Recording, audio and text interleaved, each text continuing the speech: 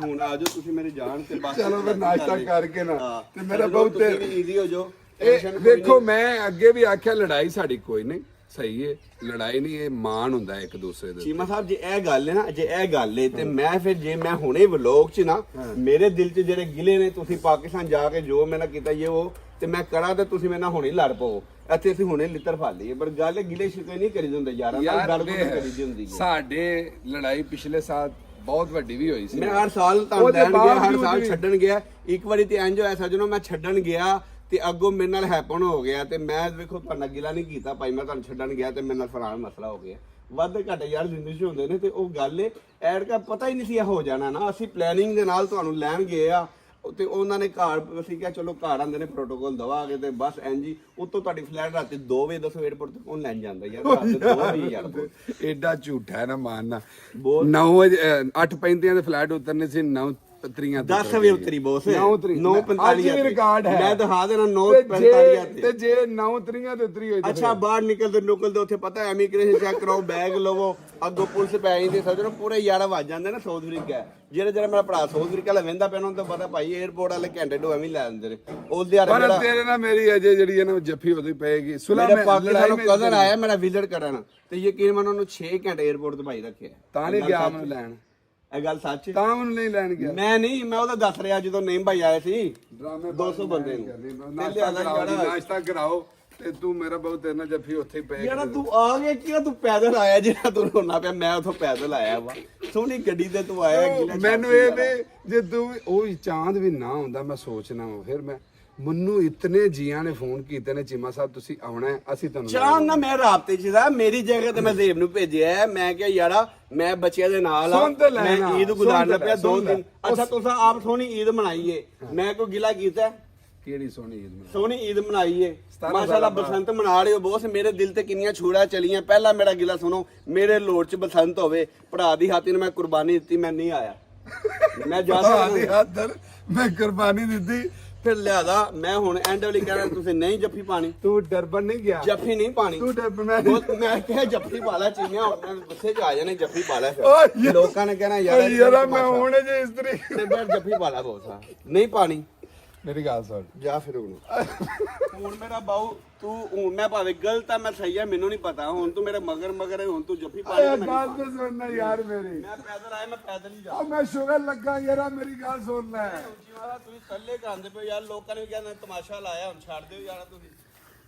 ਉਹ ਡਰ ਗਈ ਚੈੱਕ ਕਰ ਲਓ ਮੈਨੂੰ ਇੱਥੇ ਆਇਆ ਨੂੰ ਅੱਧਾ ਘੰਟਾ ਹੋ ਗਿਆ ਮੈਂ ਸਵੇਰ ਦਾ ਉੱਥੇ ਦੁਕਾਨਾਂ ਤੇ ਖੱਜਲ ਖਰਾਬ ਹੋਣ ਡਿਆ ਤੇ ਦੂਜੀਆਂ ਬ੍ਰਾਂਚਾਂ ਤੇ ਜਾ ਕੇ ਚੈੱਕ ਚੁੱਕ ਕੀਤਾ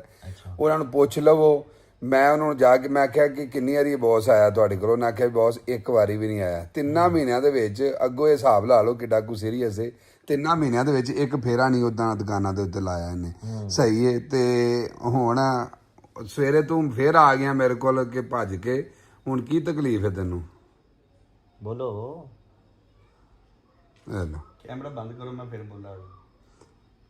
ਚਲੋ ਕਰੋ ਨਾ ਗੱਲ ਕੈਮਰੇ ਲੋਕਾਂ ਨੂੰ ਵੀ ਤਾਂ ਪਤਾ ਲੱਗੇ ਨਾ ਕੀ ਮਾਮਲਾ ਕੀ ਗੱਲਬਾਤ ਹੈ ਇੱਥੇ ਹੁਣ ਬੈਠੇ 1 ਮੀਟਰ ਦਾ ਫਾਸਲਾ ਨਹੀਂ ਹੈ ਅੱਗੇ ਲੋ ਤੁਸੀਂ ਨਹੀਂ ਉਥੋਂ ਮੈਂ ਤੇਰੇ ਬਾਅਦ ਆਵਾਜ਼ਾਂ ਮਾਰਦਾ ਰਹਿ ਗਿਆ ਤਰਲੇ ਲੈਂਦਾ ਰਹਿ ਆਵਾਜ਼ ਇੱਕ ਵੀ ਨਹੀਂ ਮੈਨੂੰ ਮਾਰੀ ਮੈਨੂੰ ਆਵਾਜ਼ ਜਿਹੜੀ ਸੁਣਾਈ ਦਿੱਤੀ ਹੁੰਦੀ ਹੈ ਮੈਂ ਸਵੇਰ 8 ਵਜੇ ਦਾ ਗਿਆ ਜੀ ਤੇ ਬਾਹੂ ਨੇ ਨਹਾ ਧੋ ਕੇ ਰੋਟੀ ਖਾ ਕੇ ਸਕੂਨ ਦੇ ਨਾਲ ਪਤਾ ਯਾਸਰ ਬਾਹਰ ਇਹਨਾਂ ਨੂੰ ਮੈਂ ਧੁੱਪੇ ਜ਼ਰਾ ਕੋ ਬਦਲਾ ਲਵਾ ਧੁੱਪੇ ਕਿਤੇ ਦਰਖਤ ਥੱਲੇ ਛਾਵੇਂ ਬੈਠਾ ਥੱਲੇ ਤੇ ਬਾਅਦ ਚ ਮੈਂ ਖੁਦ ਕੁਰਸੀ ਲੈ ਕੇ ਆਇਆ ਵਾ ਤੇ ਭਲਾ ਵੇ ਭਰਜਾਈ ਦਾ ਉਹਨੇ ਕਿ ਬਾਈ ਕੁਰਸੀ ਅੱਗੇ ਅੰਦਰ ਆਈਓ ਮੈਂ ਕਿ ਨਹੀਂ ਜਿੰਨ ਦੇਰ ਤੱਕ ਯਾਰ ਨਹੀਂ ਸੁਲਾ ਕਰਦਾ ਜੱਫੀ ਨਹੀਂ ਪਾਉਂਦਾ ਮੈਂ ਅੰਦਰ ਨਹੀਂ ਆਣਾ ਮੈਂ ਉੱਥੇ ਬੈਠਾ ਰਿਹਾ ਨਵਾਬ ਸਾਹਿਬ ਆਏ ਨੇ 2 ਮਿੰਟ ਹੀ ਗੱਲਾਂ ਲਾ ਕੇ ਉੱਪਰ ਜਾਂਦੇ ਨੇ ਤੇ ਮੈਂ ਪੈਦਲ ਆਇਆ ਤੇ ਮੈਂ ਪੈਦਲ ਗਿਆ ਤੇ ਬਾਈ ਥੱਲੇ ਹਾਂਜੀ ਨਹੀਂ ਤੇ ਮੈਂ ਵੱਧ ਤੇਰੇ ਤਰਲੇ ਲੈਂਦਾ ਰਿਹਾ ਗੱਲ ਸੁਣ ਹੁਣ ਉਹ ਸ਼ੁਗਰ ਦੀ ਗੱਲ ਸੀ ਉਹ ਗੱਲ ਸੁਣ ਤੂੰ ਵੀ ਮੇਰੀ ਸੁਣੀ ਥੱਲੇ ਲੈਂਦੇ ਰਹੇ ਹੋ ਹਾਂ ਤੇ ਹੋਰ ਕੀ ਪਿੱਛੇ ਵੀ ਆ ਸਕਦੇ ਸੀ ਗੱਡੀ ਲੈ ਕੇ ਪਿੱਛੇ ਆਇਓ ਪਿੱਛੇ ਮੈਂ ਤੇ ਇੰਤਜ਼ਾਰ ਚ ਬਸ ਯਾਸਰ ਵੀ ਤੇ 2 ਦਿਨ ਹੋ ਗਿਆ ਤਰਲੇ ਲਾਂਦਾ ਪਾ ਤੁਹਾਡੇ ਉਹ ਯਾਰਾ 2 ਦਿਨ ਹੋ ਗਏ ਨੇ ਤਰਲੇ ਕਿਹੜੇ ਪਹਿਲੇ ਦਿਨ ਇਹਨੇ ਆਗਿਆ ਮੇਰੀ ਮੰਗਦੀ ਜੁੱਤੀ ਮਾਫੀ ਜਦ ਤੋਲਾ ਮਾਸ ਗਏ ਹੋ ਸਾਰੀ ਜ਼ਿੰਦਗੀ ਮੈਂ ਨਾਲ ਲੈ ਕੇ ਅੱਜ ਇਕੱਲੇ ਭੱਜ ਗਏ ਤੁਹਾਨੂੰ ਜ਼ਰਾ ਨਹੀਂ ਆਇਆ ਯਾਰ ਮੈਂ ਯਾਸਰ ਨੂੰ ਲੈ ਜਾ ਨਹੀਂ ਤੇ ਤੂੰ ਮੇਰੇ ਤੋਂ ਪਹਿਲਾਂ ਕਿਉਂ ਨਹੀਂ ਗਿਆ 3 ਮਹੀਨੇ ਹੋ ਤੁਹਾਡੇ ਤੋਂ ਪਹਿਲਾਂ ਦੱਸੋ ਹੋਰ ਥੋੜੇ ਸਿਆਪੇ ਸੀ ਇੱਥੇ ਬੜਾ ਮੁਸ਼ਕਲ ਹੋਇਆ ਰਾਤ ਦੇ 10 ਵਜੇ ਮੁੰਡਿਆਂ ਨੂੰ ਉਠਾਇਆ ਆਜੋ ਬੋਸ ਆਜੋ ਮੈਂ ਇਕੱਲਾ ਹੈਰ ਕੇ ਕਾਲੇ ਪੈ ਗਏ ਨੇ ਕਹਿੰਦੇ ਬਾਬੂ ਜੀ ਇਹ ਨਾਲਾ ਮੇਰਾ ਨੇ ਪਾਇਆ ਇਹ ਮੇਰਾ ਨਾਲਾ ਮੇਰਾ ਉਹ ਯਾਰਾ ਨਾਲੇ ਦੀ ਅਗਲੇ ਮੈਂ ਕੇਸ ਮੁਕਾਉਂਦਾ ਰਿਹਾ ਵਾ ਉਹ ਨਾਲਾ ਤੋਲਾ ਮਾਸ ਕਿੱਥੇ ਜਾਈਏ ਅਰੇ ਭਾਈ ਉਧਰ ਨਾਲੇ ਦੀ ਟੋਪੇ ਉਹ ਆਪਣੇ ਆਪ ਚੇਂਜ ਕਰਵਾਉਣ ਵਾਸਤੇ ਹਾਂ ਜੀ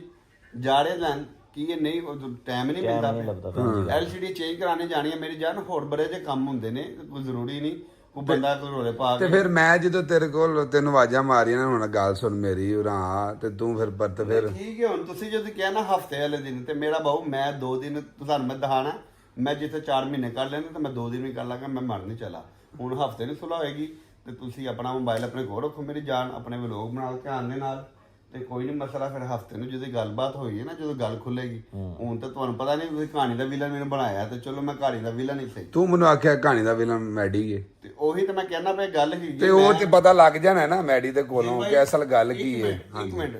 ਤੁਹਾਨੂੰ ਮੈਂ ਫੋਨ ਕਰਕੇ ਕਿਹਾ ਯਾਰ ਮੇਰੀ ਜਗ੍ਹਾ ਤੇ ਤੁਸੀਂ ਜਾ ਰਹੇ ਹੋ, ਇੰਜੀ ਗੱਲ ਏ। ਚਾਂਦ ਦੇ ਨਾਲ ਮੈਂ ਜਾਣਾ ਮੈਸੇਜ ਮੇਰੇ ਕੋਲ ਨੇ, ਮਿੰਟ ਬਾਅਦ ਤੁਸੀਂ ਮੈਸੇਜ ਭੇਜਦੇ ਹੋ। ਤੇ ਮਿੰਟ ਬਾਅਦ ਮੈਂ ਤੁਹਾਨੂੰ ਰਾਤ ਚ ਬਹੁਤ ਕਿੱਥੇ ਆਇਆ, ਬਹੁਤ ਇੱਧਰ ਜੇ, ਬਹੁਤ ਇੱਧਰ ਜੇ, ਬਹੁਤ ਇੱਧਰ ਜੇ, ਕਿਉਂਕਿ ਮੈਂ ਤੁਹਾਨੂੰ ਕਹਿੰਦੀ ਮੈਂ ਤੇਰਾ ਲਾਏਗਾ। ਤੁਸੀਂ ਮੈਨੂੰ ਗਏ ਹੋ ਨਾ ਜਾਨ ਨਾ ਲੈਣ, ਤੁਸੀਂ ਗਏ ਹੋ ਨਾ, ਮੈਨੂੰ ਇਹ ਦੱਸੋ ਕਿ ਇਹ ਮੈਂ ਜਿੰਨੀਆਂ ਵੀ ਕਾਲਾਂ, ਇਵਨ ਕਿ ਮੈਂ ਅੰਦਰ ਉੱਥੇ ਇੰਟਰਵਿਊ ਵਗੈਰਾ ਚੱਲ ਰਿਹਾ ਸੀ, ਉਹਦੇ ਬਾਵਜੂਦ ਵੀ ਮੈਂ ਮੈਸੇਜ ਇਹਨੂੰ ਕਰ ਰਿਹਾ ਸਾਂ, ਮੈਨੂੰ ਇਹ ਸੀ ਇਹ ਬਾਹਰ ਖਲੋਤਾ। ਹੁਣ ਇਹਦਾ ਮੈਨੂੰ ਰਿਪਲਾਈ ਨਹੀਂ ਆ ਰਿਹਾ, ਉੱਥੇ 에어ਪੋਰਟ ਤੇ ਹੁੰਦਾ ਤੇ ਮੈਨੂੰ ਇਹਦਾ ਜਵਾਬ ਬੌਸ ਮੈਸੇਜ ਮੈਨੂੰ ਫਾਰਵਰਡ ਕਰਦਾ ਇਹਨਾਂ ਤੇ ਚਾਹ ਨੂੰ ਕਰਦਾ। ਮੈਨੂੰ ਫੋਨ ਕੀਤਾ ਹੈ, ਬੇਸ਼ੱਕ ਤੁਸੀਂ ਜਿਵੇਂ ਨੂੰ ਫੋਨ ਕਰ ਸਕਦੇ ਯਾਰ ਉਹ ਨਹੀਂ ਗੱਲ ਹੈ, ਸਾਰੀਆਂ ਗੱਲਾਂ ਇੱਕ ਸਾਈਡ ਤੇ ਨੇ। ਹੁਣ ਤੂੰ ਮੈਨੂੰ ਨਾਂ ਲਿਆ ਮੈਡੀ ਦਾ, ਮੈਡੀ ਵਿਲਨ ਕੱਲ ਜਾਣਾ ਮੈਂ ਉਹਦੇ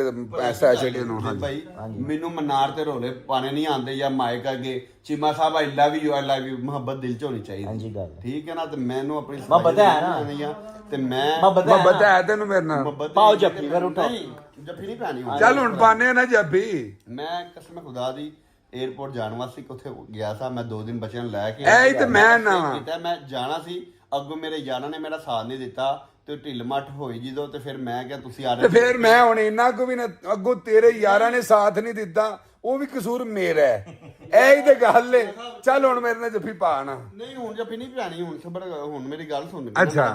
ਉਹ ਵੀ ਕੋਈ ਨਹੀਂ ਮਸਲਾ, ਜਦੋਂ ਚਲੋ ਸਾਰਾ ਕੁਝ ਹੋ ਗਿਆ, ਤੁਸੀਂ ਵੀ ਉੱਥੋਂ ਆਪਣੇ ਇੰਜ ਗੈਸ ਕੱਢੀ, ਇੰਜ ਗੁੱਸੇ ਜੋ ਤੁਸੀਂ ਨਿਕਲ ਗਏ ਹੋ, ਤੁਹਾਨੂੰ ਕਿਹਾ ਯਾਰ ਆ ਜਾਓ ਉੱਥੇ ਫਲਕ ਭਾਈ ਕੋਲ, ਉੱਥੋਂ ਇਕੱਠੇ ਚੱਲਨੇ ਆ। ਹੁਣ ਵੇਖੋ ਤੁਹਾਡੀ ਮੇਰੀ ਗੱਡੀ ਨਾਲ ਅਸੀਂ 500 ਕਿਲੋਮੀਟਰ ਅਸੀਂ ਸਫ਼ਰ ਕੀਤਾ ਹਾਂਜੀ ਗੱਲ, ਪਰ ਅੱਗੇ ਪਿੱਛੇ ਕੀਤਾ, ਜੇ ਅਸੀਂ ਇਕੱਠੇ ਫੋਨ ਕਰਕੇ ਦੱਸਦੇ ਰਹੇ ਹੋ, ਮੈਂ ਇੱਥੋਂ ਲੰਘ ਰਿਹਾ। ਹੁਣ ਮੇਰੇ ਰਸਤੇ 'ਚ ਮੈਂ ਝੂਠ ਨਹੀਂ ਬੋਲਦਾ, ਮੇਰੇ ਕੋਲ 3 ਵਾਰੀ ਝਟਕੇ ਵੱਜੇ ਨੇ, ਤੁਹਾਡੇ ਕਿੰਨੇ ਵਾਰੀ ਵੱਜੇ ਨੇ? ਕਿਸੋਂ ਖਾਏ? 5 ਵਾਰੀ ਝਟਕੇ ਵੱਜੇ ਨੇ ਨੀਂਦਰ ਨਾਲ।